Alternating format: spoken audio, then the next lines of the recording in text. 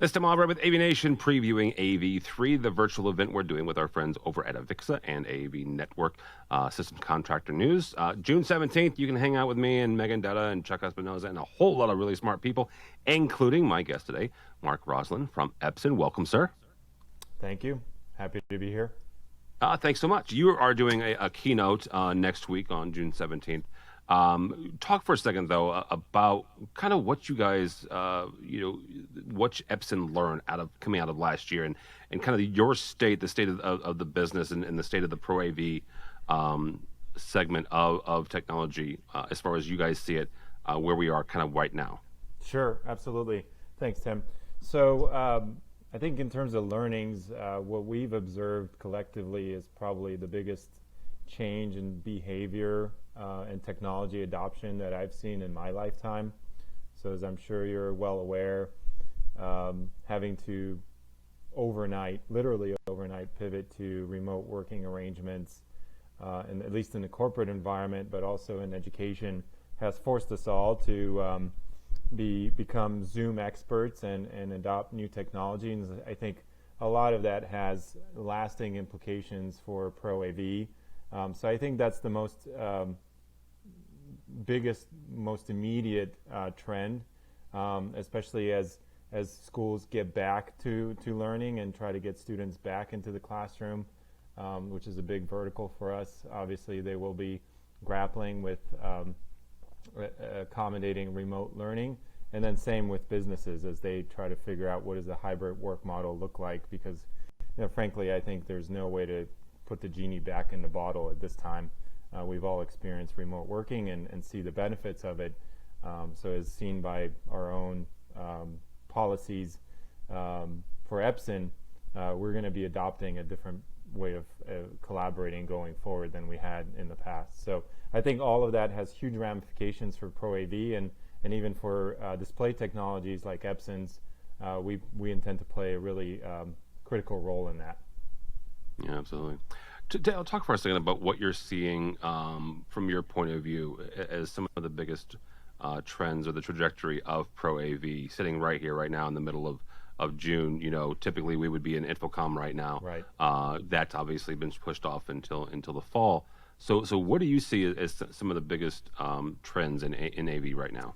Yeah, I think if you go beyond what I just commented on and think about more longer-term trends, we're seeing the migration into more of an experiential economy, and that's really manifesting itself in different ways. But Pro AV is really well positioned to do that because, creating experiences implies stimulating the five senses, right? So Pro AV is sight and sound, so it fits very neatly into that. So it's thinking about whether, let's take retail, for example. We all know that retail has been struggling to get foot traffic into brick and mortar stores with Amazon taking over. Many times malls are shutting down and being converted to Amazon distribution centers.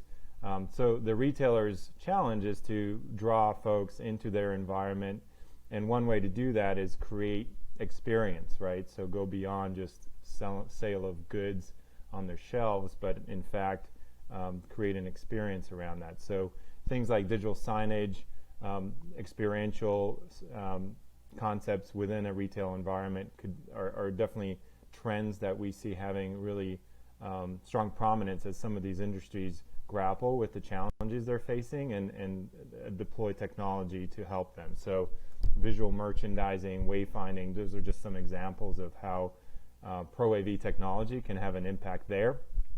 And then obviously experience is going to play a key role in other activities. We've seen rental and staging take a big hit during COVID.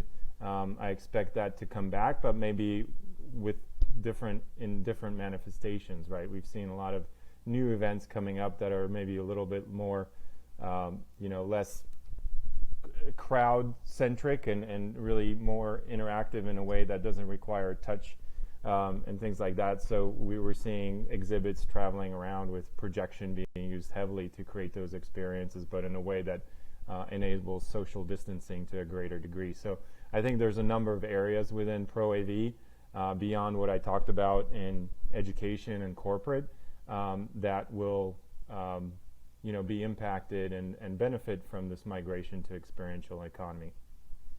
You already talked about the fact that we probably can't put the genie back in the bottle as far as hybrid and working from home and doing school from home.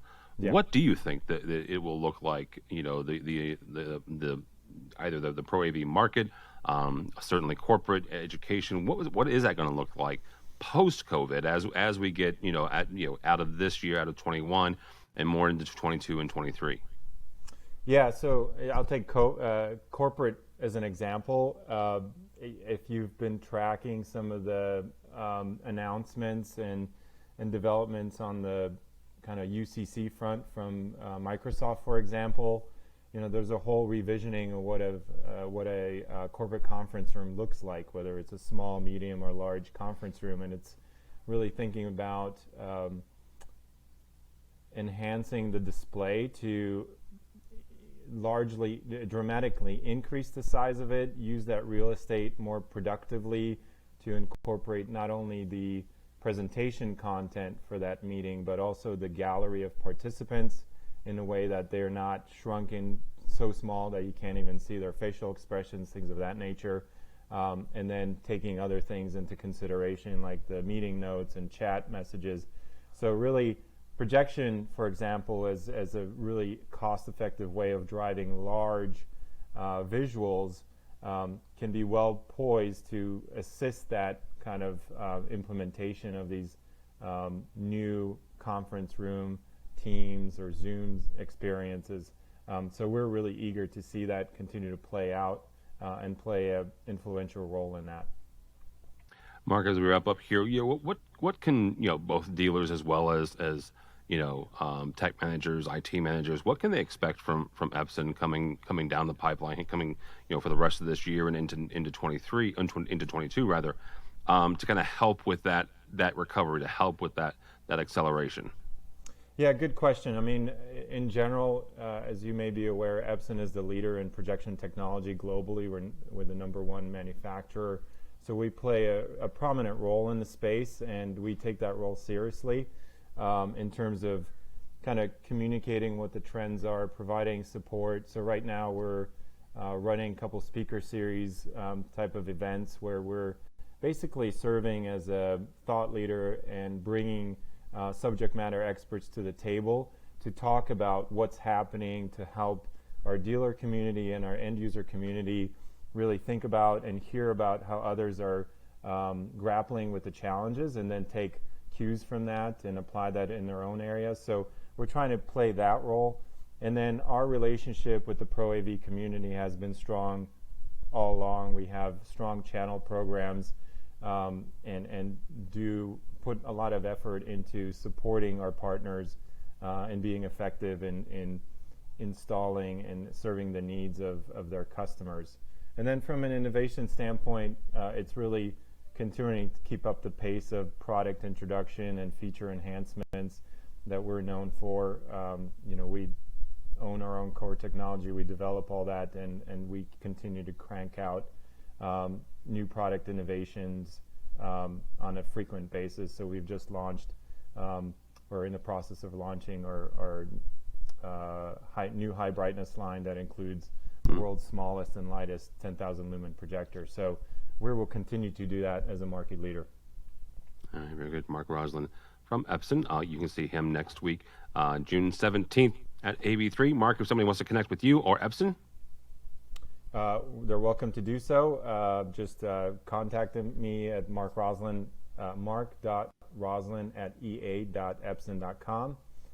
All right, very good. Mark Roslon from Epson. Thank you so much. Again, you can hang out June 17th at the AV3 event. For that, you can go to av3event.com, av3event.com. Get yourself 4.75 CTS RUs. Hang out with me and Megan Dutta and a whole lot of really smart people. 9 o'clock in the morning until 6 or 7-ish at the evening. We've got a happy hour towards the end of the day. So all that and more at av3event.com, av3event.com.